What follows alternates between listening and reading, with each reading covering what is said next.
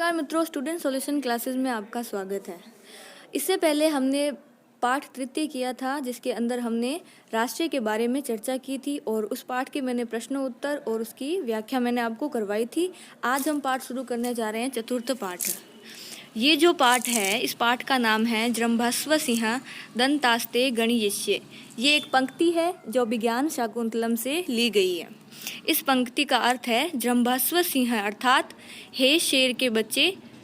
उसको कहा गया है, हे शेर के बच्चे अपना मुख खोलो, दंतास्ते गणयिष्ये। दंतास्ते का अर्थ है मैं तुम्हारे दांतों को गणयिष्य गिनूंगा। तो ये एक पंक्ति है जो बालक सर्वदमन के द्वारा बोली जाती है। आज हम चर्चा करेंगे ये जो पाठ है, इस पाठ को महाकवि कालिदास के द्वारा रचित एक नाटक है उससे लिया गया है। और इस नाटक किसे कहते हैं? नाटक उसे कहते हैं जब पहले के ज़माने में कुछ मनोरंजन के लिए नहीं होता था, तो कवि जो होते थे वह नाटकों की रचना करते थे।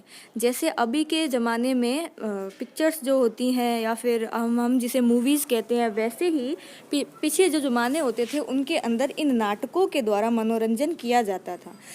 तो कहते हैं कि महाकवि जो कालिदास थे, उन्होंने गद्य काव्य लिखे, पद्य काव्य लिखे और उन्होंने नाटकों की रचना की।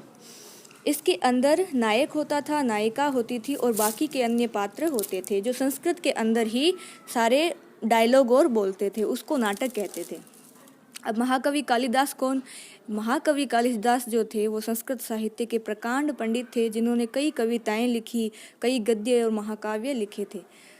अब हम पाठ को शुरू करते हैं। अभिज्ञान शाकुंतलम न केवलम महाकवि कालिदासस्य एव अपितु संस्कृत साहित्य स्यापि सर्वश्रेष्ठा रचना अस्ति। अर्थात अभिज्ञान शाकुंतलम जो नाटक है वो ना केवल महाकवि कालिदास की अपितु पूरे संस्कृत साहित्य की एक सर्वश्रेष्ठ रचना है। यथा च केनापि कविना कथितम, अर्थात जैसा कि कवियों ने कहा है, काव्येषु नाटकम रम्यम तत्र रम्या शकुंतला।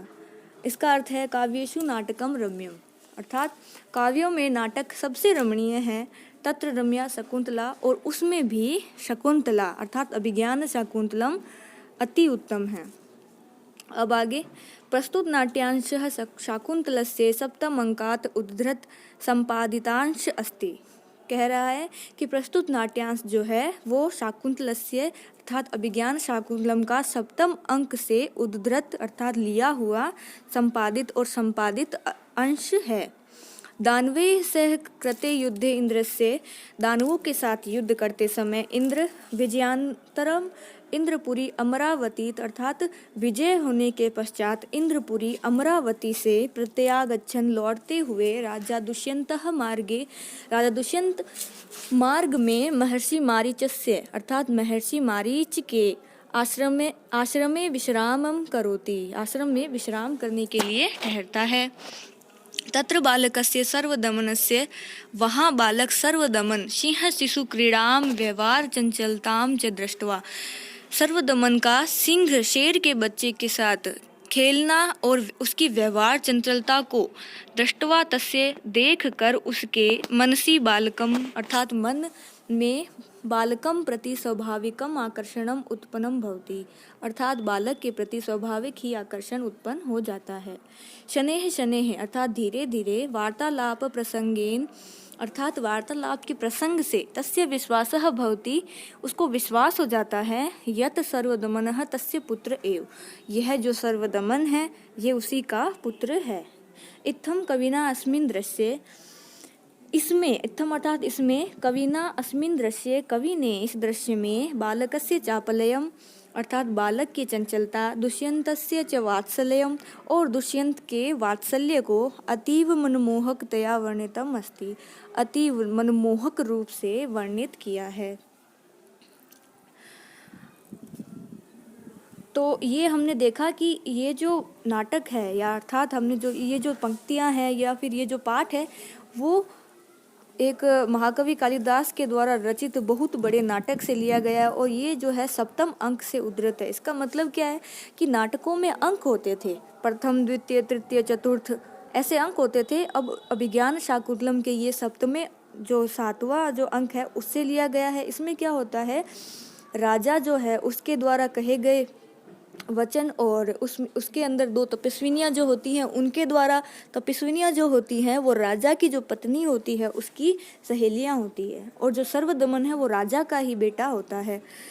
तो इसके अंदर राजा क्या होता है, वो भूल चुका होता है कि ये पत्नी मेरी है और ये बच्चा भी मेरा है। तो वो वहाँ पे जब ठहरता है तब उसको स्वतः ही ये आभास होता है कि बच्चा, उसको उससे लगाव उत्पन्न हो जाता है, क्योंकि श्राप के कारण वह भूला हुआ होता है, लेकिन जो भाव होता है, जो प्रेम होता है, वह किसी श्राप के कारण ख़त्म नहीं हो सकता। तो उसी के अनुसार राजा ने यहाँ पे, कवि ने यहाँ पे इन दोनों की चीज़ों को बड़े ही सुंदर रूप से प्रकट किया है, जो सब कुछ संस्कृत में दिया गया है। नेपथ्य, नेपथ्य का अर्थ होता है पर्दा। पर्दा किसे कहते हैं? अब जब नाटक शुरू होता है, जैसे ये स्टेज होता है, ठीक है, इसके आगे पर्दा होता है और इसके पीछे भी पर्दा होता है, ठीक है।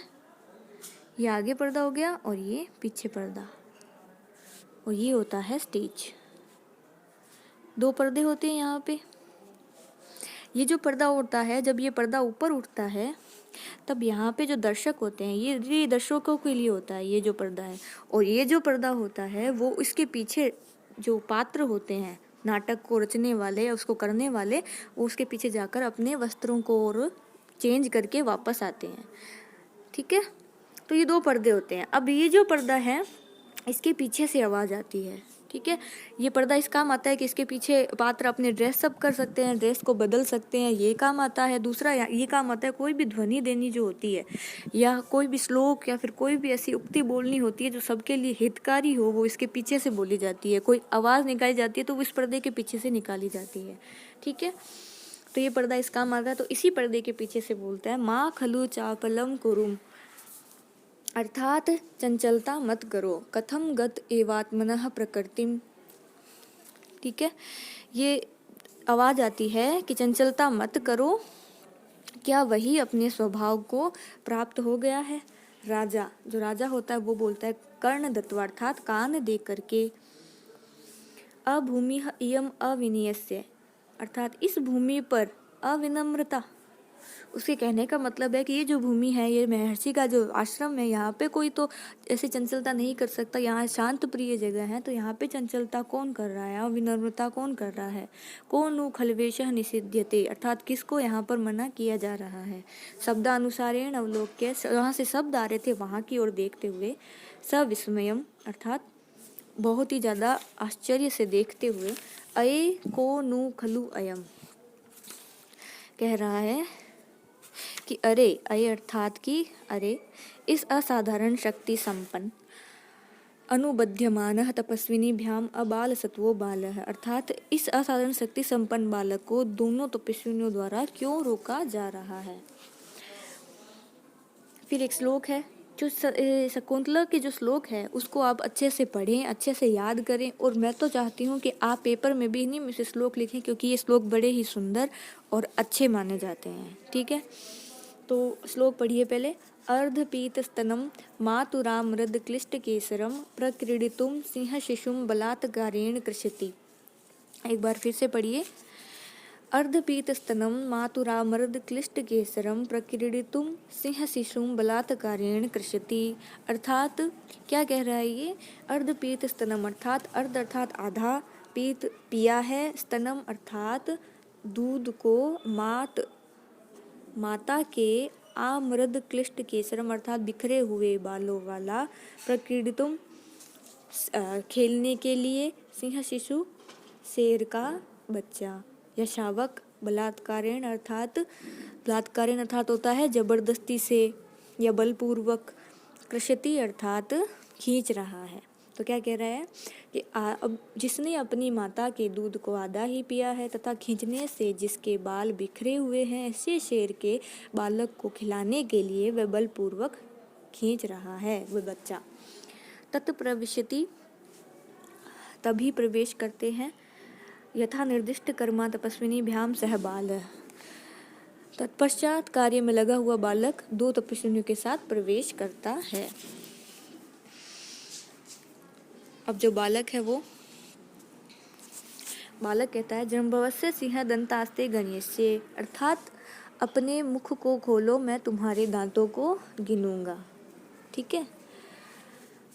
प्रथमा पहली तपस्विनी बोलती है अविनीत अरे अविनम्र, किम नो अपत्य निर्विशेषाणी सत्वानी विप्र करोषि, अर्थात हमारी संतान के समान माने गए जीवों को क्यों परेशान कर रहे हो। हंत वर्धते ते सरंभ, अर्थात ओ तुम्हारा क्रोध तो बढ़ता ही जा रहा है। सरंभ अर्थात क्रोध। स्थाने खलु ऋषि जनेन सर्वदमन इति कृत नाम ध्येयोऽसि, अर्थात तुम्हारे स्थान पर ऋषि जनियों ने सर्वदमन नाम उचित ही रखा है। सर्वदमन का अर्थ होता है सबका दमन करने वाला। ठीक है। अब द्वितीय तपस्विनी बोलती है ऐशा खलु केसरणी त्वाम लंघयिष्यति, अर्थात यह जो केसरणी अर्थात सिंहनी या शेरनी जो है त्वाम तुम पर लंघयिष्यति आक्रमण कर देगी, यदि तस्याह पुत्रकम न मुंचसी, यदि तुम इसके पुत्र को नहीं छोड़ोगे। बालह जो बालक है वो बोलता है सस्मितम आश्चर्य के साथ, मुस्कुराकर, इसका अर्थ है मुस्कुराकर, अहो अरे बलिए खलु भीतोस्मि, मैं तो डर ही गया, इत्यधरम दर्शयति, होठ निकालकर या अधरोष्ट निकालकर दिखाता है। प्रथमा पहली तपस्विनी बोलती है वत्स एनम बाल मृगेंद्रम मुच, इस बेटा तुम इस बाल मृगेंद्र तथा शेर के बच्चे को छोड़ दो। अपरम ते क्रीडनकम दास्यामी, मैं तुम्हें खेलने के लिए दूसरा खिलौना दूंगी। बालक कहता है कुत्र देहत्यत, कहता है कहाँ है, देहत्यत अर्थात मुझे दो। इति हस्तम प्रसारयति, इतना कहकर वह अपना हाथ आगे बढ़ाता है। तो आज के लिए इतना ही, आगे हम इससे आगे की हिंदी अनुवाद अपन कल अगली वीडियो में करेंगे। धन्यवाद।